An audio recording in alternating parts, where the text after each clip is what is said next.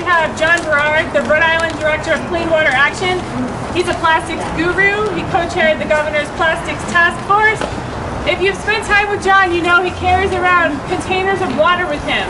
It's water he got in Narragansett Bay. And what's in that water? There's plastic, and there's a lot of it. Here's John. Woo. Thanks, Amy. And I have those jars and I can show them to you later if you're really. So you may be asking, what do plastic straws have to do with climate change? This is a climate rally. The answer is a lot. Plastic production is an extractive business that depends on fossil fuels like fracked natural gas and oil.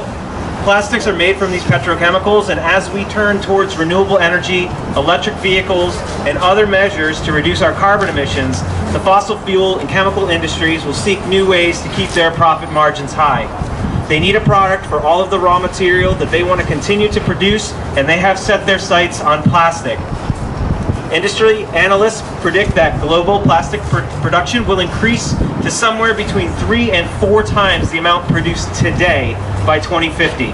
It is not coincidental that scientists estimate that by that same year, if we continue down our projected path, there will be more plastic by weight in the ocean than marine life.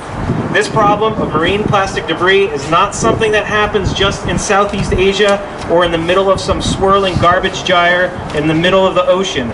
We are seeing it right here in Narragansett Bay. 2 summers ago, we sampled the bay from the hurricane barrier to Newport Harbor to see if microplastics were an issue in our state waters.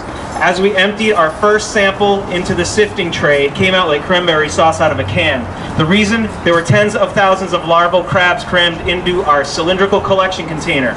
A colleague from Save the Bay remarked that that's a sign of a healthy bay, and it was. But as we began to pull apart that mass of crustaceans, we began to pick out pieces of the bay's newest threat, microplastics, among all of that bioactivity.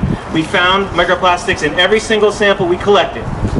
We cannot continue to rely solely on end-of-pipe solutions like recycling to move us past our plastic pollution problem, nor will we be able to meet our local, national, or global climate goals if we continue our pattern of reliance on convenient, single-use plastics.